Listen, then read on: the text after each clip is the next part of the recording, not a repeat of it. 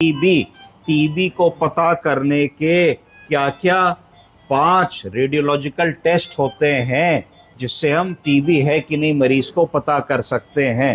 पहला commonest test जो हम सबको पता है, that is a chest x-ray. अगर हम इस चेस्ट एक्सरे को ध्यान से देखें तो हम इस चेस्ट एक्सरे में देख सकते हैं कि एक लंग हमको राइट साइड वाला फिर भी दिख रहा है, लेफ्ट लंग बहुत ही खराब दिख रहा है।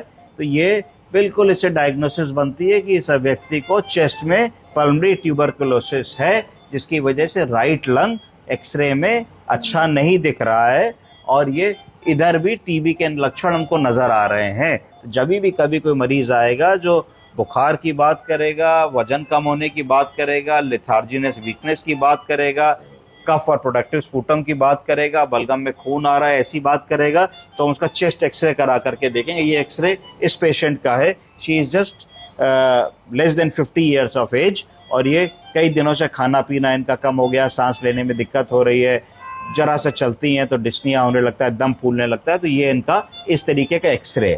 तो पहला टूल हमारा जो इमेजिंग टेक्निक का था एक्सरे हो गया। दूसरा टूल जो है टीबी को पता लगाने का वो है सीटी स्कैन। तो एक्सरे से बेटर टूल ये सीटी स्कैन होता है। अगर हम सीटी स्कैन में भी देखें तो इस सीटी स्कैन में हम देखें कि हमको एक तरफ का तो फेफड़ा सही दिख रहा है, दूसरी तरफ का फेफड़ा ऊपर से पूरा डैमेज लंग हो गया है, फेफड़ा डैमेज हो गया है। डैमेज होने का कारण है कि इसमें ट्यूबरकुलोसिस का इन्फेक्शन है जिसने जो है लंग की कार्य क्षमता को गिरा दिया है, फंक्शनल कैपेसिटी को कम कर दिया, गैस एक्सचेंज नहीं हो पा रहा है। गैस एक्सचेंज ना हो पाने की वजह से मरीज की सांस फूल रही है, तो अभी हमको उनको ऑक्सीजन देना पड़ रहा है या बाईपैप देना पड़ रहा है। तीसरी जो इमेजिंग टेक्निक है वो एमआरआई। सीटी स्कैन के बाद की टेक्निक है एमआरआई, मैग्नेटिक रेजोनेंस इमेजिंग। चौथी जो टेक्निक है वो है पेट सीटी स्कैन और छठी जो टेक्निक है वो है अल्ट्रासाउंड। अब मैं आपको एक एक करके बताऊंगा कि chest x-ray. Chest x-ray primary investigation है जो छाती की टीबी पल्मोनरी ट्यूबरकुलोसिस को पता लगाने के लिए किया जाता है।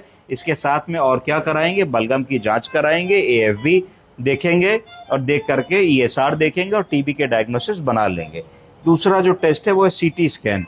ये किस चीज के लिए है, इससे एक्सटेंट ऑफ द डिजीज पता लगती है कि कितनी बड़ी हुई ट्यूबरकुलोसिस है, ये पता लगता है। इसमें लिम्फ नोड्स भी दिख जाती हैं हम लोगों को और ब्रोंकोजेनिक स्प्रेड।